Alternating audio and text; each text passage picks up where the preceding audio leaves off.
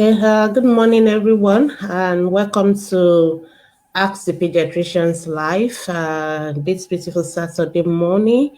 I am Dr. Bemisola Boyede, and it's my pleasure to be here this morning.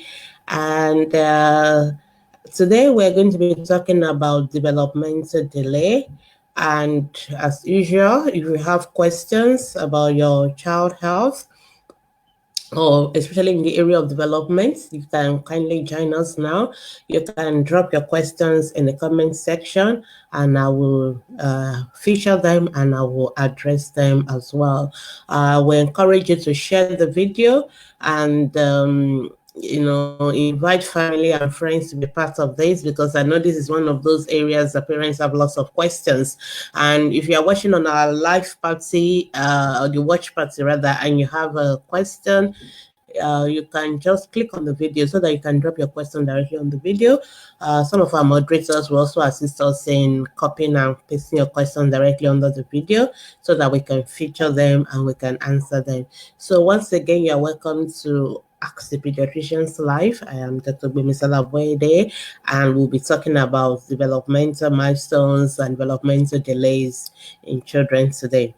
Okay, so my moderator is having some technical challenges and joining me on the live show.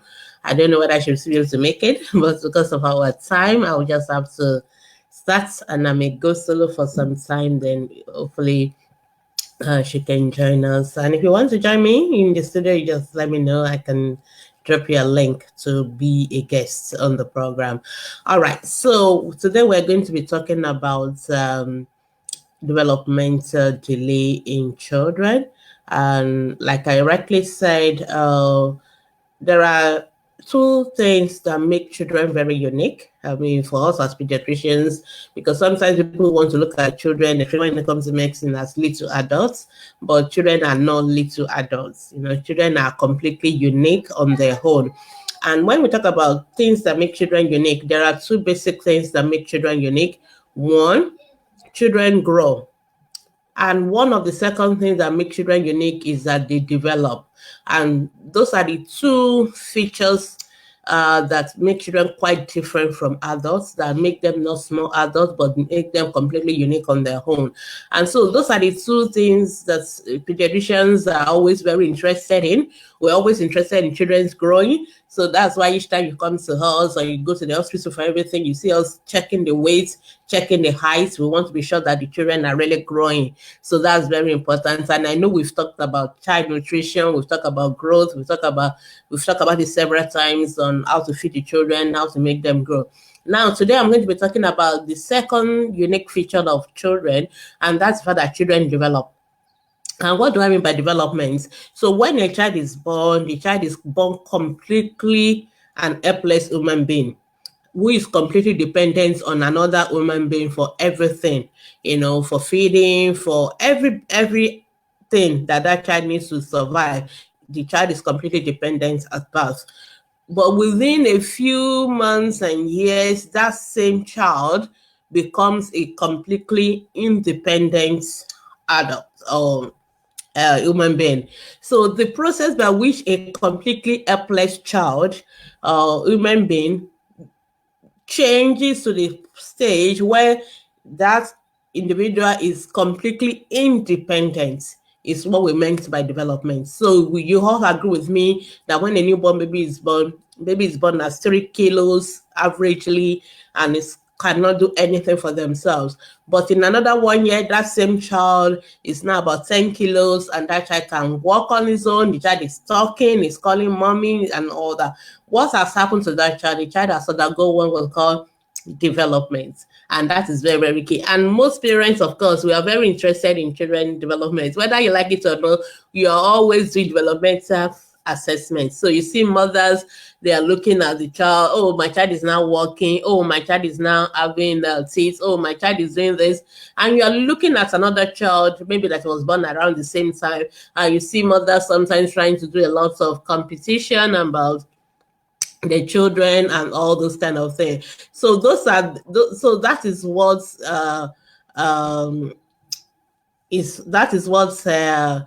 development is all about. And so all mothers or all fathers, all parents are by default doing developmental assessments all the time, and they're trying to see whether their child is growing or not. Okay, so but when parents now discover that maybe the child is not developing, it's not acquiring some of the what we call developmental milestones as the child should, then they start getting concerned, and that's what we talk about developmental delay. And so, but for you to know whether there's a delay or not, that means that you have to know what is average, what is normal, because I'm going to tell us some facts when it comes to development so that you will now understand when we talk about developmental delay. And usually when parents discover that maybe, oh, this child that was born around the same time like my child is not doing this, is not doing what another child who was born around the same time is doing, they start getting worried and they start calling on the pediatricians. And these are some of the things that we get a lot of questions on. So basically, there are some things we need to understand first about development. Thank you, Chioma, for joining me. I can see your comments. So as I'm going on, if you have questions, you can just drop your questions for me in the comment section, and I'm very, very happy to take them. Thank you so much for joining me. So I was talking about development. So when we talk about development has to do with what? The maturation of the brain. It has to do with the brain. So it is the brain that is maturing that is actually what development is all about. It is, okay, I think my moderator is available now. Let's see whether she can join us. Hello, Felicia? Hello? Okay. I'll see whether I can bring her on later on. Hello, Felicia, can you hear us?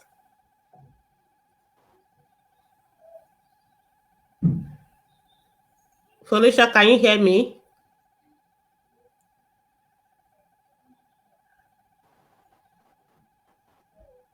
Okay, so I'll continue with my with what I'm discussing on. Felicia, when you can hear me, just say something, and I know you can hear me and you're with us.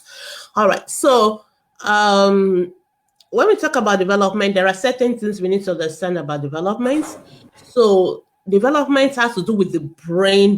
It is more or less the brain. Now, majority of the body, of the structures of the body is already fully formed at birth. And so, but the part of the brain that is not fully formed at birth is the brain.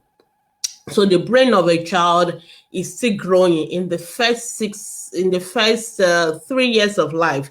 The brain is still maturing, and it's still this maturation of the brain that causes what we call the development of the child. So it is the brain itself that is maturing that leads to the child being able to do some of those things that we eventually see the child doing, or what we call development. So now, so number one, we need to understand that development has to do with the brain. And why is that important is that any problem that affects the brain of a child invariably affect the child's development. So for children who were born with maybe they didn't cry at birth and they suffer brain injury, there was no oxygen to the brain and all that, they will invariably suffer some the development may be delayed. Okay, another thing we need to understand that development occurs from the top to the bottom. What we call cephalopoda in medical jargons. But basically what that means is that for a child to develop, it follows certain sequence.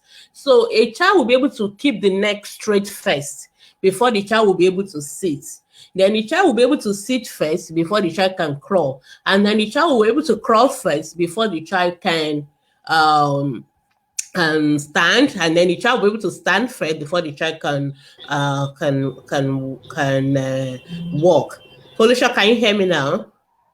Yes, so yes, ma'am. Good morning. Okay, good morning. Can you please increase the volume? Okay, so basically that is what development is all about. So it follows certain sequence, and there are certain what I call like markers along the way. In other words, there are different what we call milestones. In other words, when a child gets to a certain age, the child will do certain things.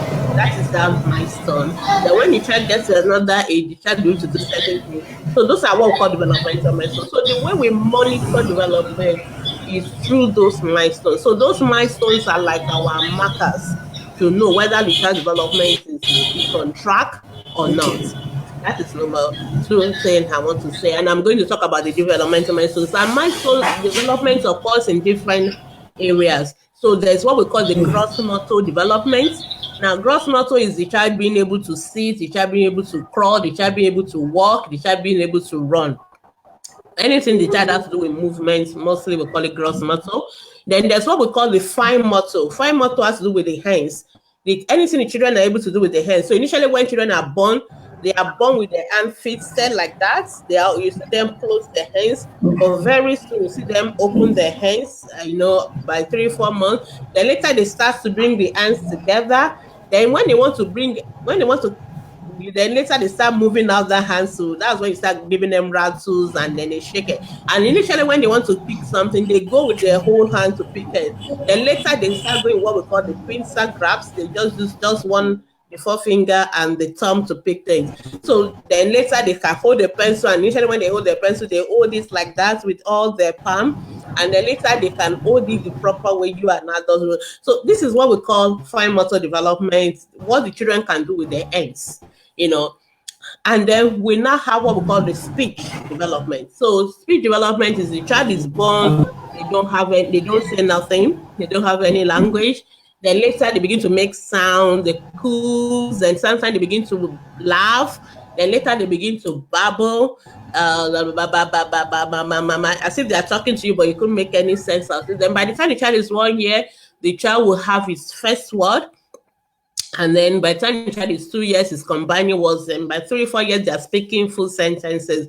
So this is what we mean by development, So these are these are the different areas of development. And then we also have what we call personal social, the child being able to do things for themselves. So initially, like I said, they are completely dependent on you.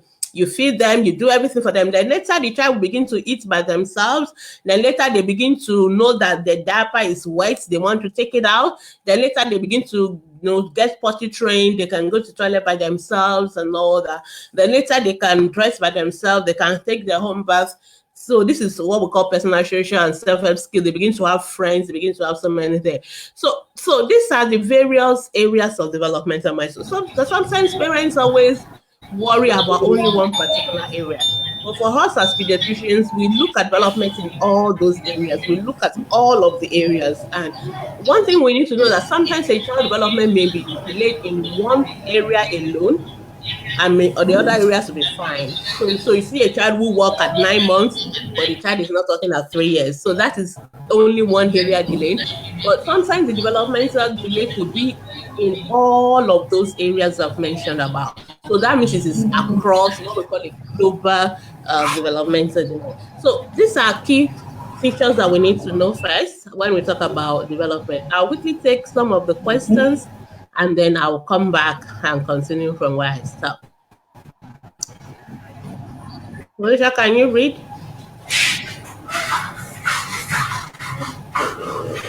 Okay.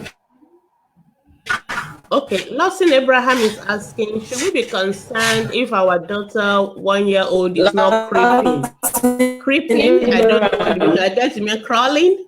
Okay, so thank you so much. Now, this question has brought to fore what I was trying to say, which is another thing I want to say. Now, development occurs in sequence. In other words, so a child will have neck control first before the child will sit. Then we'll have what we call sitting with support, where you guide them with the pillows. Then you have the sitting without support, where they can sit by themselves and balance well. Then they will go to crawling. And some children may not even crawl. Then they go to standing, then they go to walking. So those are the sequence. Now, even though all developments occur sequentially, but they may not occur at the same time. In other words, the timing may vary from one child to another child. Even though they all occur in the same sequence for all the children, but the time that each child achieve each particular milestone may be different. And I think this is very important for parents to guide. Now, what that means is that a child what we now as pediatricians do is that we have what we call average age of achieving a particular milestone. So, for example, we'll tell you that neck control is 3 to 4 months. In other words, some children will start having neck control maybe around 2.5 months, some around 3 months, some around 4 months. So it's a range. But all children will have neck control first before they go to sitting, before they go to crawling, before they go to walking. But each child, some may decide to have their own neck control at 2 months, some may decide to have it at 4 months. As long as they are still within what we call the average range, we are not going to worry about that. So that is fine. Now, but we now have what we call a limiting age. In other words, there is now a like maximum cutoff for us. Like if at this particular age, this child has not yet achieved this particular milestone, then it is a red flag. It is something that a pediatrician needs to worry about. So, for example, the limiting age for neck control is 6 months. In other words, if a child has not achieved neck control by the time the child is 6 months old, you should see a pediatrician. But if your child is 3 months and you come to me and you're worried about neck control, I'm just going to reassure you that let's give the child a little more time. So it's important for parents to understand that children have different needs. So you see some parents, if the children are not walking by 1 year, they start to get worried. Now, 1 year is the average age for a child to walk. But as a pediatrician, I'm not going to worry about the child not walking until the child is 18 months. So you will only start seeing a pediatrician worried because some children walk at 1 year, some children walk at 9 months, some children walk at 13 months, some children walk at 14 months. They are still all within the average range, and that is fine. But if by 18 months the child has not yet started walking, then we now start saying see a pediatrician. So back to Lawson's question, should we be concerned because your child of 1 year old is not yet crawling? Yes, I'll be concerned because the limiting age for crawling is actually that 1 year. Usually by 9 months is the average age for crawling. Most children crawl 8 to 9 months, 7 to 9 months actually. So if a child is now supposed to be walking, and I will tell you how to know because sometimes it's very difficult for parents to know. But the way we normally, this is just like a rule of the thumb, is like, if at the time a child is supposed to have a particular milestone, the child is not yet developed the milestone that preceded that particular one, then I will worry as a pediatrician. I'll break it down. Basically, what I'm trying to say that I expect a child to be walking at 1 year. So if a child is not walking at 1 year, I'm not worried. But if the child is not doing what the child should have done before the walking, which is the crawling comes before walking at 1 year. So I expect the child to be walking at 1 year, but even the crawling that is supposed to come before the walking, the child has not started doing that. That is a red flag, and that means that child development is delayed, and I need to worry about that. So that child needs to see a pediatrician because it's a flag already for delay. That's for Lawson Abraham. Okay, I have so many questions already, so I will start taking my question quickly. So, Oluwande Ajayi is asking, at what age should a child start talking properly? Okay, thank you for your question. Once again, you're on Ask the Tradition Live for those who are just joining me so that you know what we're talking about, developmental delay. And if you have questions, you can ask me. So a child, I will give all the, actually for parents, you don't need to know all the long ones for pediatricians, but I'll give you some quick, quick developmental milestones markers for speech and language. So most babies should start cooing. Cooing means they just make all those sounds by 3 to 4 months. Then babbling should be about 8 to 9 months. Now, the first word, most children say their first word by the time they're about 1 year old. So at age 1 year, a child should have 1 to 3 words. So the child should start saying things like mama, baba, and things like that, or maybe one name of a sister or something like that. They should have at least 1 to 3 words at 1 year. By 2 years, they should start combining words. So they should start saying 2 words. So very simple to remember, 1 year, 1 word. 2 years, combining 2 words. So a child starts saying, mommy, biscuits, mommy, go, mommy, car, 2 words together, that is 2 years. By 3 years, a child should start saying a sentence of 3 words. I want water. I want biscuits. I want to go. That is 3 years. By 4 years, a 4-year-old should be talking like an adult, should be speaking full, completely clear sentences. A 3-year-old should start speaking sentences, but the 3-year-old sentences is as well because clarity, maybe about 75% clarity. So you people in the family will understand the 3-year-old better than a stranger. But at 4 years, the child should be talking that even a complete stranger should understand a 4-year-old talking, should be able to speak with good grammar and everything. A 5-year-old should be able to tell you a story. A 5-year-old should be able to come home and tell you everything that happened at school, recount events and all that. So if you see your child not doing any of these things at these particular ages, 1 year, no word, then you worry. 2 years not combining word, I will worry. 3 years not yet speaking sentences, I will worry. 4-year-old who is not talking clearly like an adult, I will worry. So that is the age. So when you say a child start talking very well, I guess you mean talking in full sentences and all that. Then I would say by 2 years they should start talking, but by 4 years they should start talking very well like an adult. I hope that is clear for Oluwande Ajayi. Okay, now Sharma is asking, how much effect does the age of parents have on development of the brain and subsequent development of the child? A very important question. Now, the age of the parents really doesn't really have any effect on the child's brain, but I know where you are going. Now, children that are born to older parents are prone to having genetic disorders. So, well, for example, we say mothers after 35, they are likely to have children with Down syndrome, and Down syndrome means they usually have developmental delay. So it is not the age of the parent per se that is directly affecting the brain of the child or the development of the child, but it's the fact that people who are older, when they have children, their children are likely going to have developmental challenges because of the genetic problems.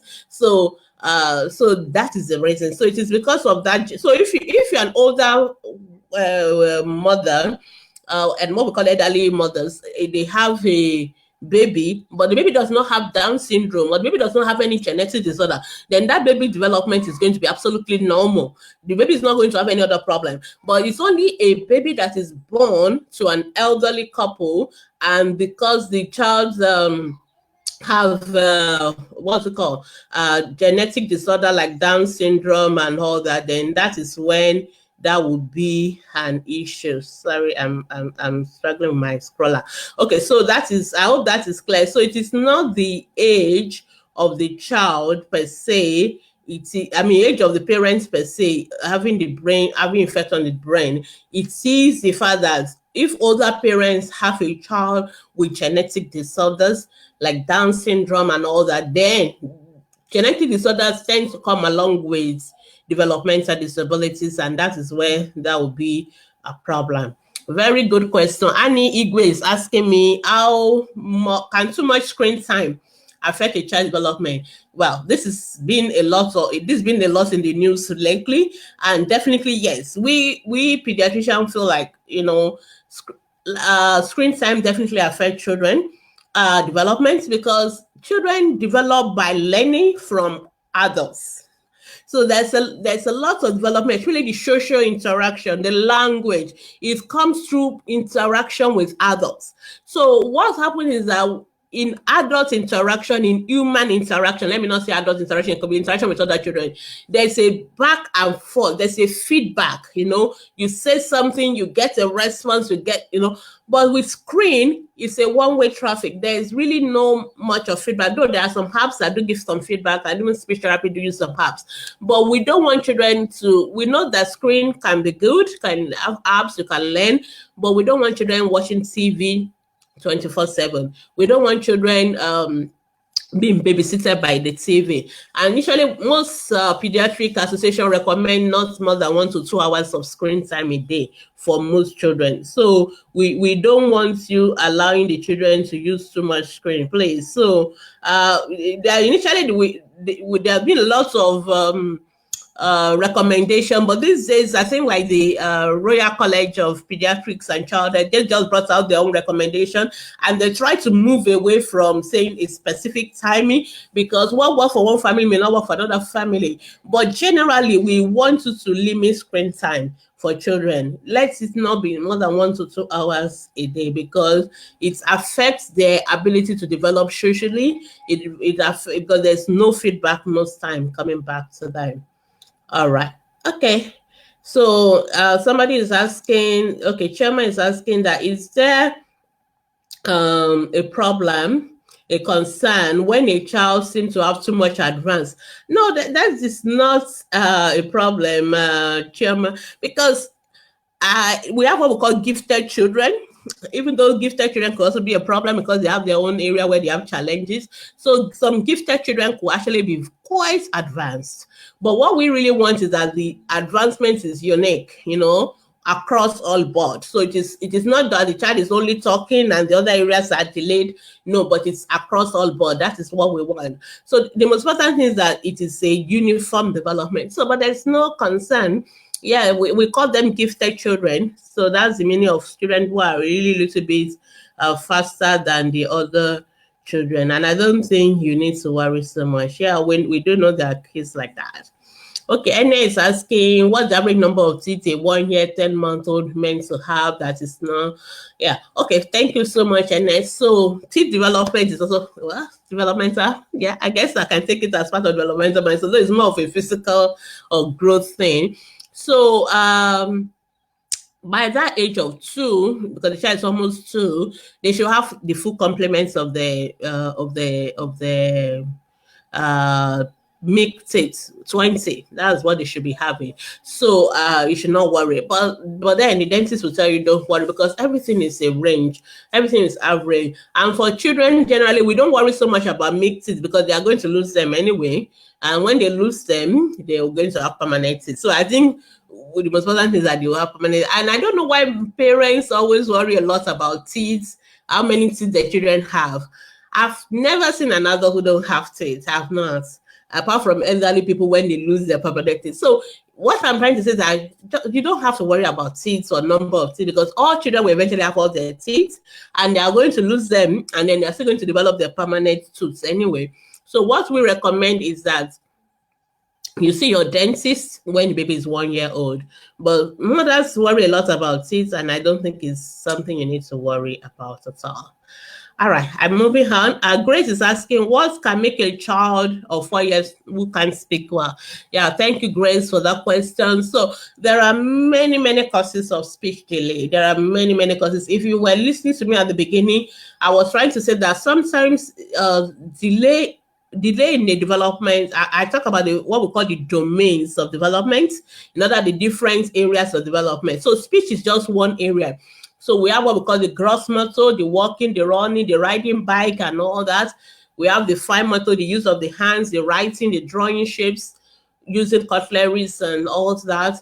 Then we have the speech and language, and speech and language is understanding first, what we call receptive language, and speaking it out, what we call the expressive language. Most parents always worry about expressive language. They don't worry about whether the child actually understands first, which is what we call receptive language, but we worry about the two. Then you also have what we call the personal social skills. Now, if a child has isolated, in other words, it is only the speech area that is delayed, then you call it just isolated speech impairments or things like that. But most times, sometimes the child who is not talking well may also have delay in other areas. So some children have maybe they didn't also work on time, or they didn't do so many other things on time. So there are many reasons why children could have all these delays. So it could just be speech delay. It could also be a delay in context of other delays, like the child may also be slow in other area. The child may also have cognitive, which I didn't really mention about, but that is about learning, ability to learn, ability to understand. So these are all the different areas of so what are the things that could cause it? Anything that affects the brain at birth could cause it. For example, if the child didn't cry at birth, if the child has severe jaundice, if the child has meningitis, if the child has a genetic disorder, anything that causes brain that affect the brain, even if the child fall and hits the brain and all those are the things that could cause any brain injury, especially in the first, what we call the developing brain, the first 3 years of life, or even sometimes we can extend it to the first 5 or 8 years. Anything that affects the brain, even prematurity, being born premature, all those things that affect the brain can cause developmental delay. Also, sometimes it will also be due to lack of stimulation. So children that are born in maybe due to nutritional deprivation or lack of stimulation by parents, what we call emotional abuse and things like that. All those things could also cause children's development to be delayed, because children also require stimulation for them to develop. You need to talk to them. So you shouldn't babysit them with the TV or the screen. They're not going to talk because they don't say they need to talk to anybody anyway. So those are the things that can cause delay. There's so many of them. So, but what I would normally recommend, that if a child is not talking, you need to see a pediatrician, preferably a developmental pediatrician, so that we can do a proper developmental assessment. And when we do the developmental assessment, we can figure out what is the cause for that child.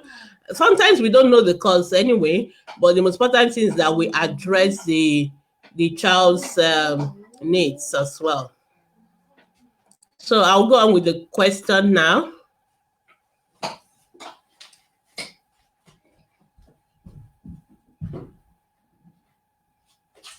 Okay. The next question here is by Chinwe. Chinwe is asking, what makes a child of 4 years not to express his feelings?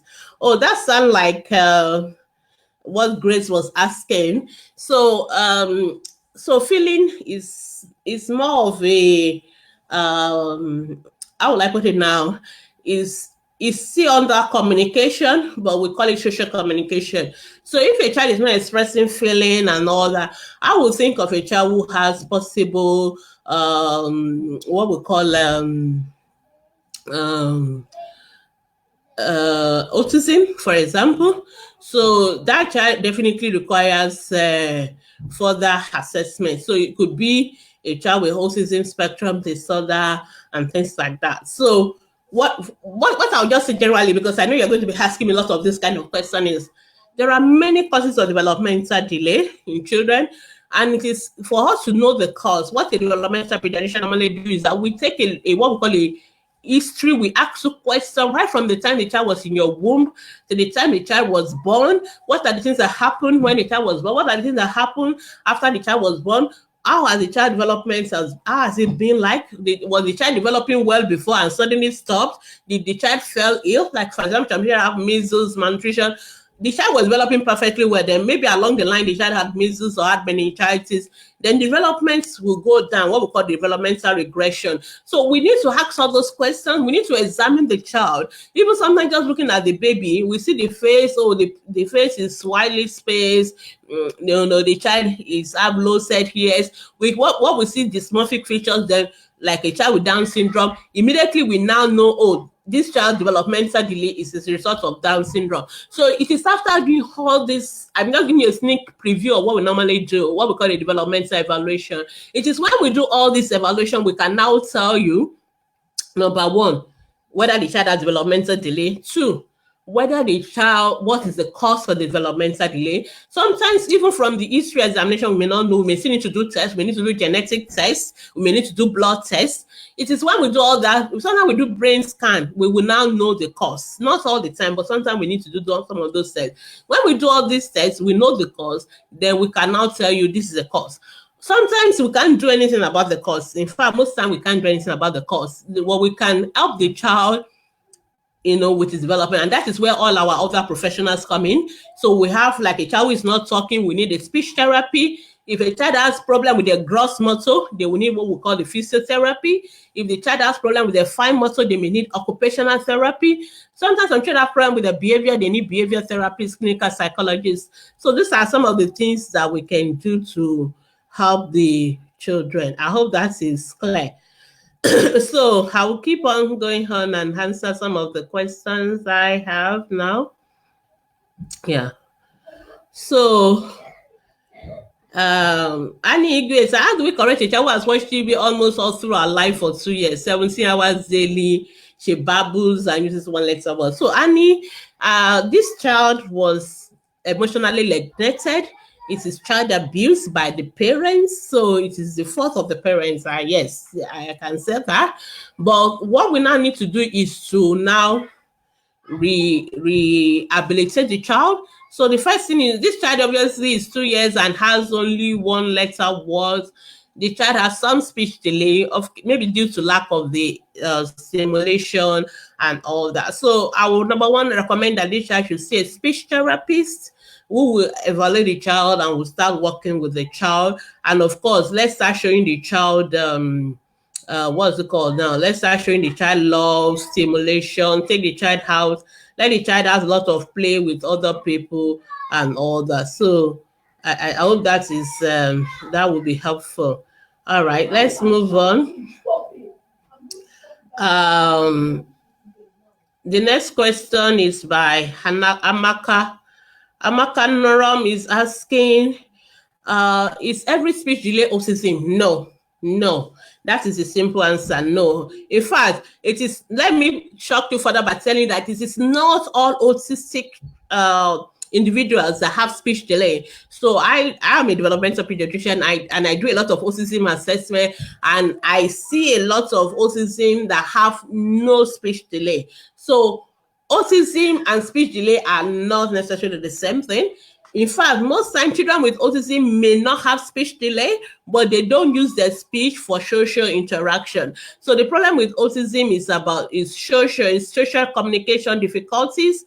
Maybe I will come back, and autism is a whole topic on its own, but not today. But let me just say for now that autism is not speech delay. Okay, and speech delay is not autism. I know a lot of people get it confused. So because the reason why I have to say that is that there are a lot of people once a child is talking, they don't believe the child has autism, but that is not true. So there are people that are talking but can still have autism. Okay, Oluwande is thanking me for the clarification. Thank you for listening. I'm happy that you were able to get the answer to your question. Let's move on. Omolora Padani is asking whether teaching is part of development. Yeah, you can say it's part of development. Really, I would say it's more. We have what we call more of a physical thing than, yeah. So it's okay. It's still part. So you don't need to worry about that. Yeah, it's more of a growth. It's more of a growth thing, because when we talk about growth is about acquiring structure, getting bigger, getting all that, But development is about the brain itself maturing and giving you skills. It's about developing skills. So maybe that will make it clearer. Development is about developing skills. So a child who is not walking before cannot walk. A child who is not talking cannot talk. Whereas growth is about becoming bigger, having, more structures in your body. So I think teeth will come under growth, really. But don't worry about the terminology. So let's just leave it.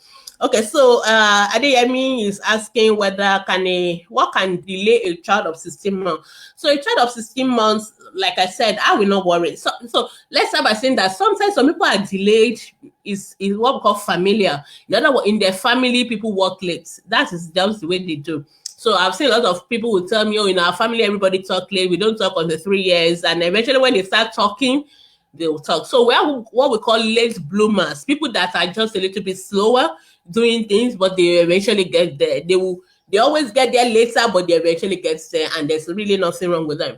So, but for a child who is not working, I will worry when the child is 18 months. If by 18 months the child is not working, then I know that because we are giving the child allowance, we're giving the child extra time of 6 months.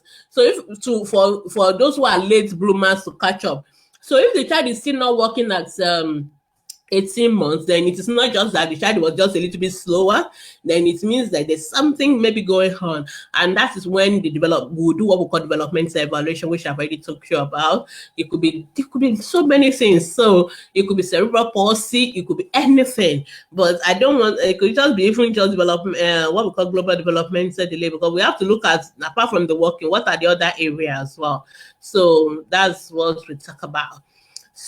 Kenny is asking, so I want to know at what age your mom be worried about a child of 1 year yet to walk, crawling, moving while holding something, but yet to stand on its own. So I'm not worried about your child, Kenny. That look like a child who is just fine, because like you mentioned that you came in late. So for example, the child is already cruising.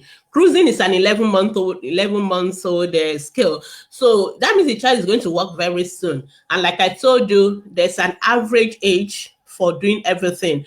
And when I used to jokingly tell parents, like when they make, when they compare their children with all, I'll ask them, why are you also not like Dangote and, have all the money? In other words, we all do things at different phases. So the fact that a child work at 9 months does not mean your own child must work at 9 months. As long as your own child still work within the normal time. So for us pediatricians, we have a average that we give everybody. So we say average is 1 year, but some people will do it at 7 months, some will do it at 9 months, some children will do it at 14 months, some do it at 15 months. But we will now worry, but we have what we call the limiting age. So what I want parents to take away from this is the limiting age. At what age should I worry when my child is not doing this thing? So that is what you need to know. And like I said, if a child is not working at 18 months, then that is when a pediatrician will worry. If a child is not yet talking at all at 2 years, then we will worry about that. Okay, so those are the limiting age. So and the most important thing is that the child is doing the other things.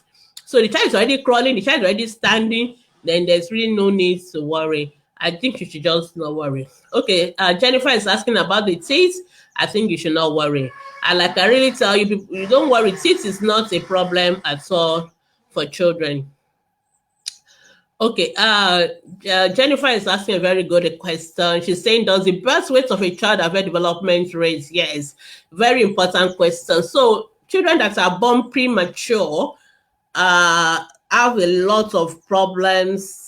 They may have a lot of challenges with their brain. In fact, we deliberately monitor premature babies or babies that are born what we call small for gestational age. We deliberately monitor them because their brain is a very fragile brain, and sometimes a lot of problems can happen to the brain, and it's good. In fact, children that are born below 1 kg, what we call extremely low birth weight babies, most of them have what we call cerebral palsy. 50% of babies that are born extremely low birth weight, like it's below 1 kilo, we have cerebral palsy. It's a confirmed fact. So basically what I'm trying to say, Jennifer, is that babies that are born too early, and especially born too early, born too small, they are prone. I'm not saying 100% because we have seen a lot of them that have shocked us. I had a baby that I did a developmental evaluation for. This baby was born preterm. This baby was having a lot of what we call apnea. So the baby was, in other words, the baby was dead. The baby would die and we will resuscitate the baby. So we were really so worried. Sometimes, as pediatricians, sometimes we see some things and we also believe there is God. No, so this baby was almost left dead. As far we think the baby will not make it because the baby was having so much apnea. But we usually don't give up on time on those babies. So we just keep resuscitating and eventually this baby made it home. Fantastic. But when that baby has gone through those kind of challenges, we are worried that this baby is going to have a lot of developmental disabilities. So we closely monitor their development. We don't even just leave it to chance. We deliberately bring them back for developmental evaluation. So I did the developmental evaluation of this child at 2 years.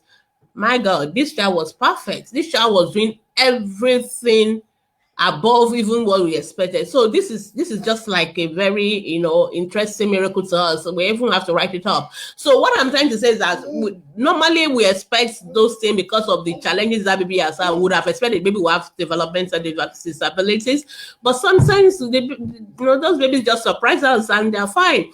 So, but definitely any baby that is born premature, any baby that is born small requires to have developmental monitoring. But your baby is not that small. 2.26 is just okay. It's not that bad. I'm talking about maybe like 1 kg, 1.5. Those are really the very small baby that I really want to talk about. Okay, so when you're asking me questions, try and keep it short and simple.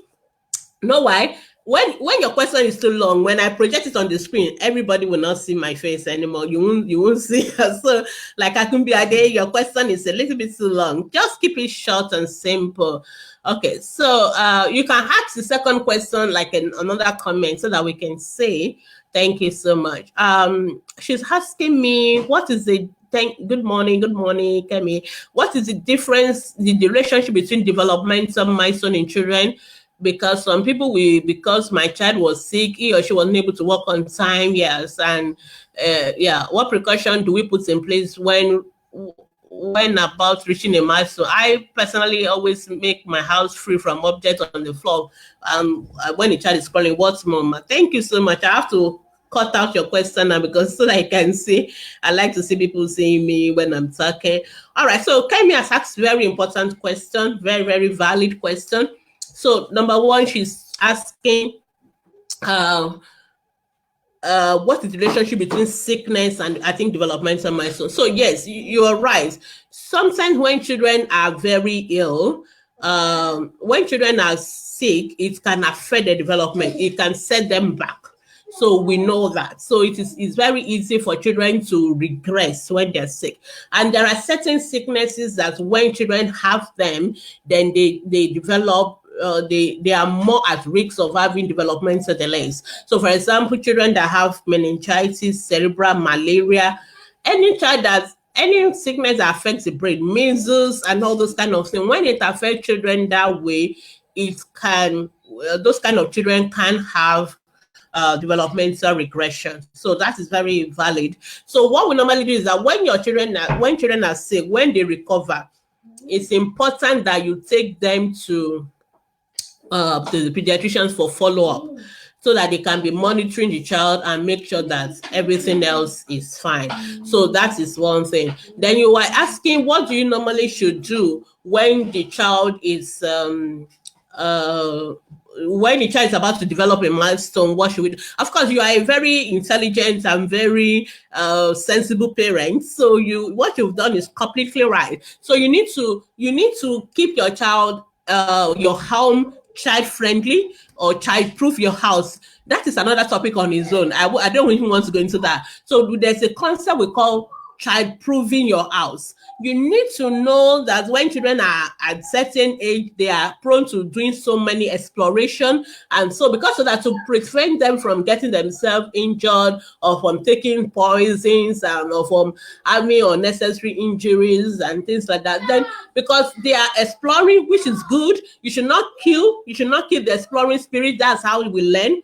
We learn by exploring, but you need to make sure that in the process of exploring the environment, they don't get themselves into unnecessary trouble or get injuries. And that is why you need to child-proof your house. So I think I will just come back another day and talk about how do we child-proof our house. Because what you rightly said is okay, when you have a crawling baby, all the things on the floor should be house. Take all your stuff, all your china, all your very fragile glasses, they have to be stored away. So you make sure the child have their own room where they can do play. Some people also have a playpen where you can, open it and you put the child in the playpen. It's a little bit secured. So that's another topic, but I am happy that you asked that question because it's a very, very sensible question. So we'll come another day and talk about how to child-proof the house. It's a lot to do. Okay, so Ada is asking, what of a child that is not growing tall? Okay, that is growth, not development. But I'm happy you have said, because height, I'm sure Dr. Ngwama will come and talk to you later about that. Height is a function of your own height and that of your husband.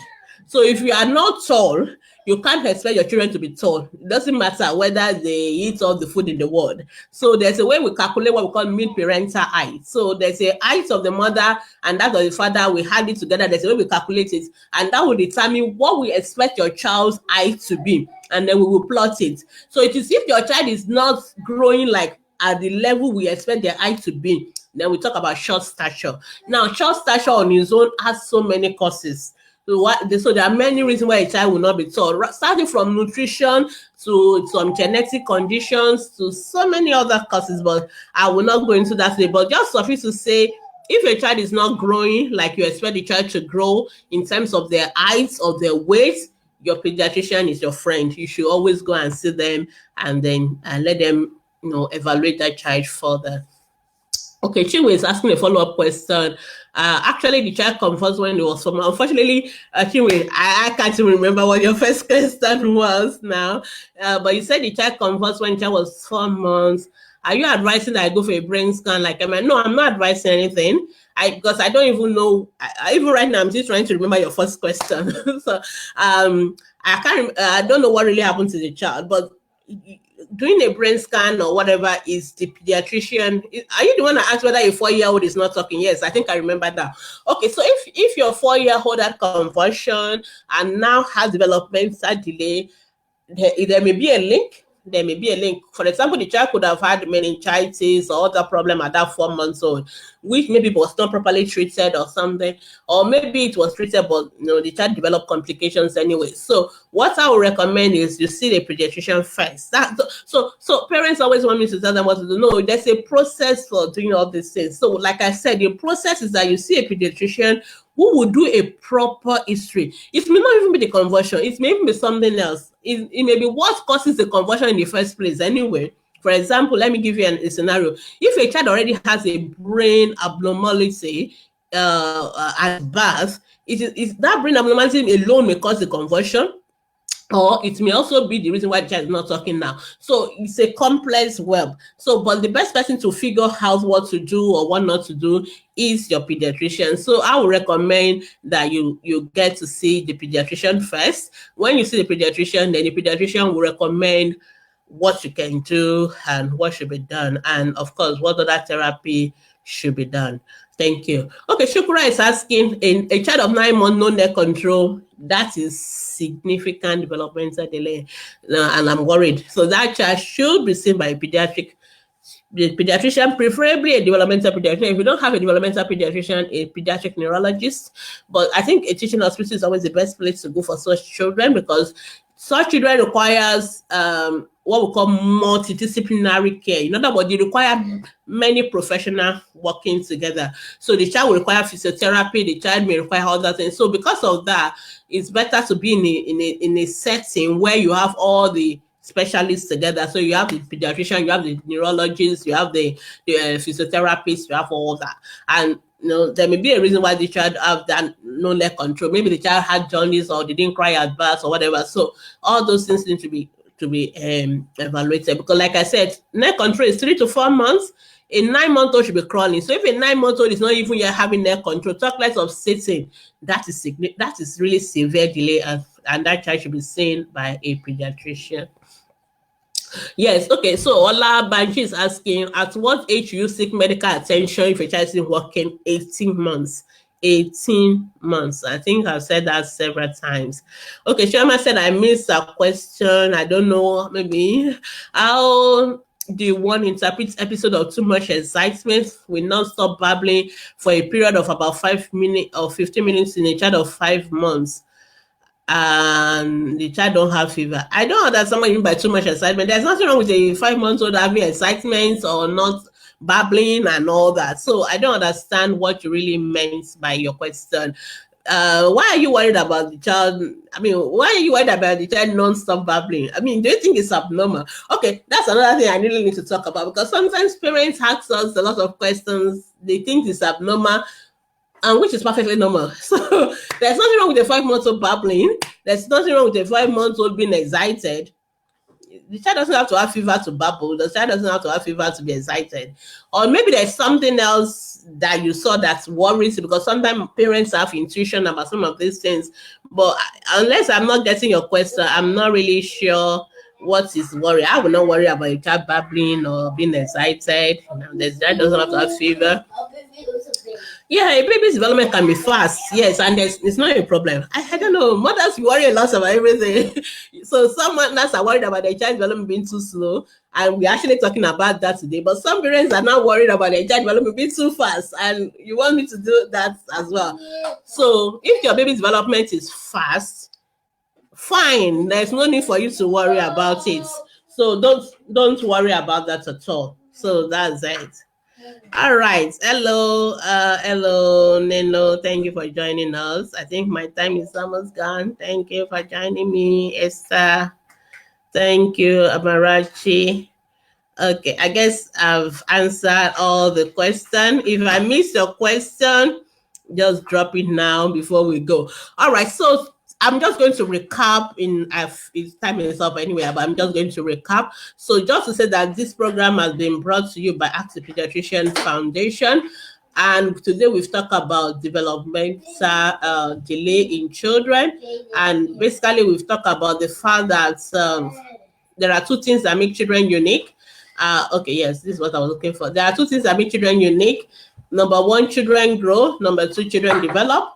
And development has to do with the maturation of the brain, which leads to the children acquiring skills that makes them independent. So in other words, a child is born completely dependent, and then that child now develop by the brain matures and the child acquires skills. So a child who was born not talking, not walking, not able to do anything for themselves, by the time the child is 5 years, the child can walk, the child can talk, the child can do everything by themselves. They can put on their own clothes. That is what we call development. And I mentioned the 5 developmental domains. We talk about gross motor, we talk about fine motor, we talk about speech and language, we talk about personal social skills, we talk about self-help skills. Sometimes we mix them up and make it 4. Sometimes we make them. Then we talk about cognition. That is about the brain learning ability of the children. So those are all the developmental domains. And we talk about developmental milestones, which are like markers that help you to track the children's development. So if your child is not achieving the milestones as at the time they should be doing it, then you worry. And you don't need to scratch your brain.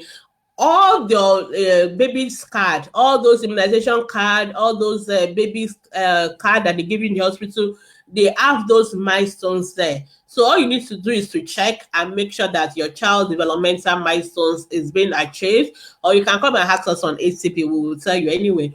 So, and what I said that development occurs in sequence. Sequence is the same for all children. So when I say sequence, it means a child will have neck control before the child will sit, before the child will walk. It's the same sequence, but the timing of each child may be different. So some children may have their neck control at 3 months, some may have their neck control at 4 months, some may have their neck control But we also have what we call limiting age. So it is that limiting age that you as a parent should worry. So if at the time, if your child doesn't have any control at 6 months, then you should worry. If your child is not yet sitting at 9 months, you should worry. If your child is not yet crawling at 1 year, you should worry. If your child is not yet working at 18 months, that's when you should see your pediatrician. The same thing for speech. If your child has no word at all at 2 years, you should see your pediatrician on speech therapist. So basically, that is what you need to do. So basically, that's what I want parents to watch out for. Not to be too worried about, maybe my child walked too early or my child walked at 13 months. Those are not something to worry about. Focus more on the limiting age. And we also want development to be uniform. So if your child is doing well in some areas and not doing well in some areas, we will have concern. But if your child is not doing well in all the milestones, then we will have concern. So as I'm running up, I will answer the last questions I have in front of me. How can a child going to 4 years who is unable to talk well, like if he has to pronounce some words, say another different thing, is okay? So it better let that child see a speech therapist.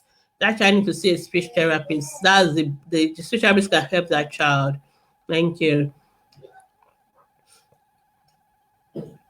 Okay, 4-year-old talks intelligently but can't identify letters, sounds, and color. And letter sounds. What is letter sounds? Sorry, pardon my ignorance. I know that's what I mean by letter sounds because the child is talking well. That is fine. So what do you mean by sounds again? So are you talking phonics and all that? So you need to clarify colors.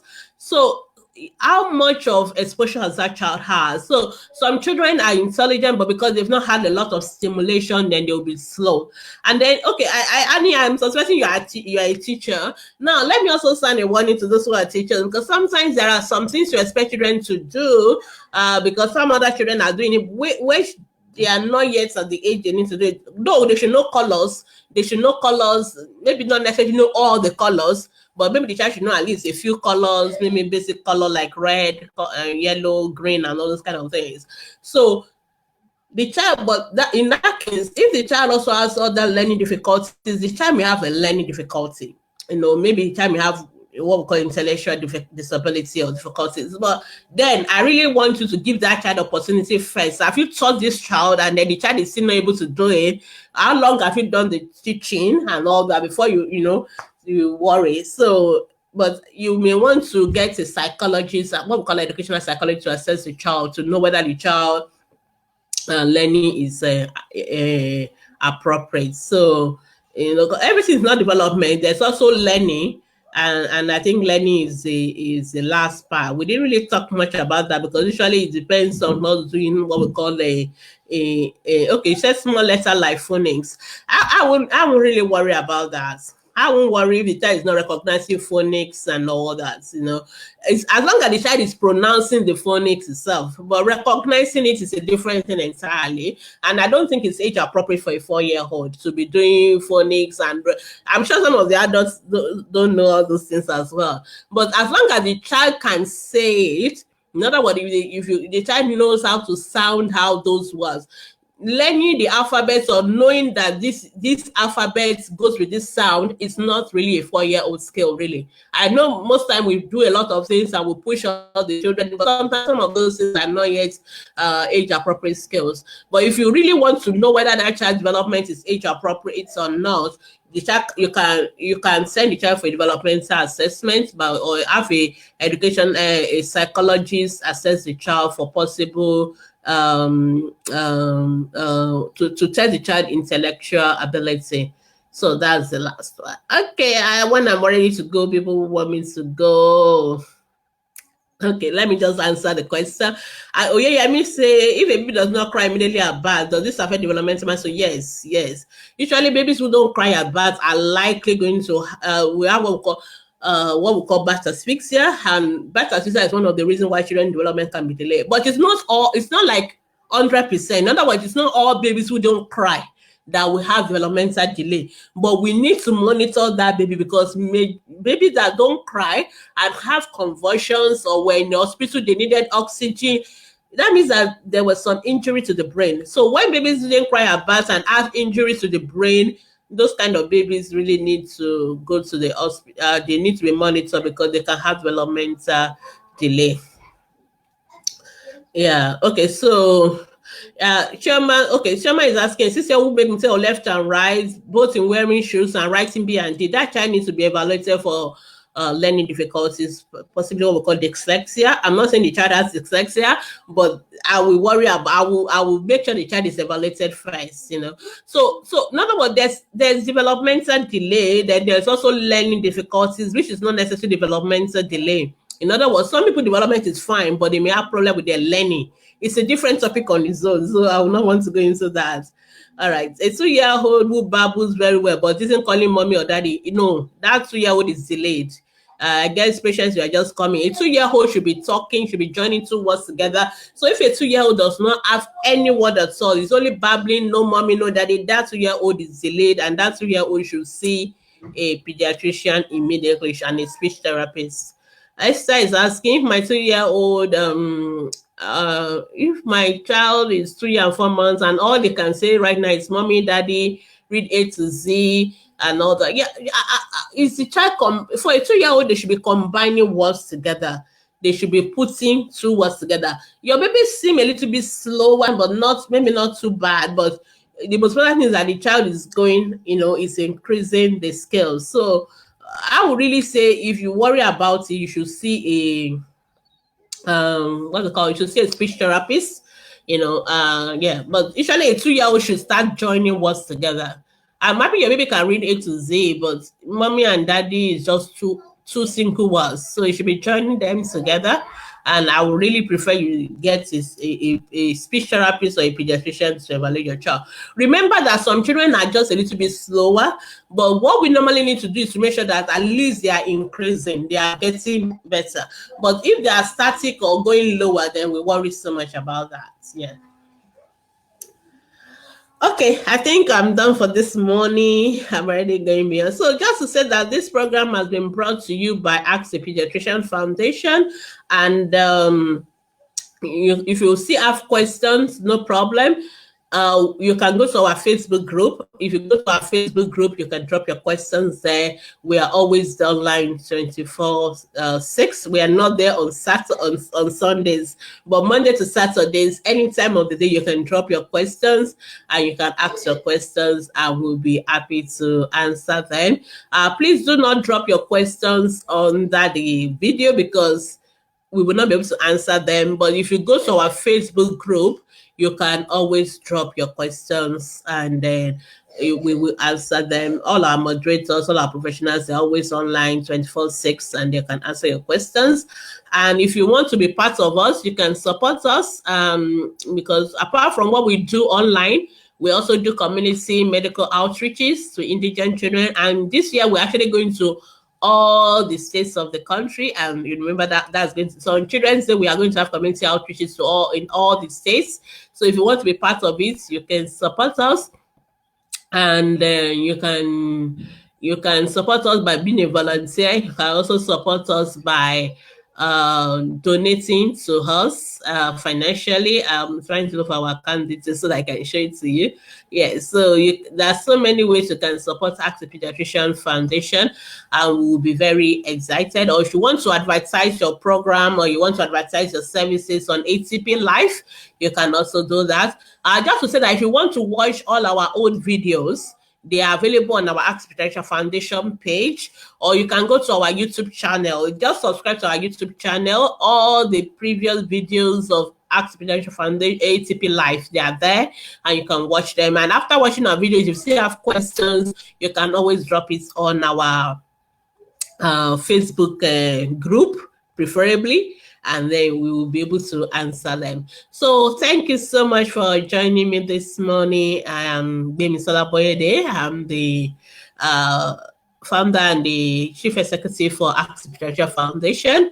And if you still have your questions, you can just drop it on our Facebook group, or you can email it to us on askthepediatricians.com. Thank you and have a wonderful weekend. Bye.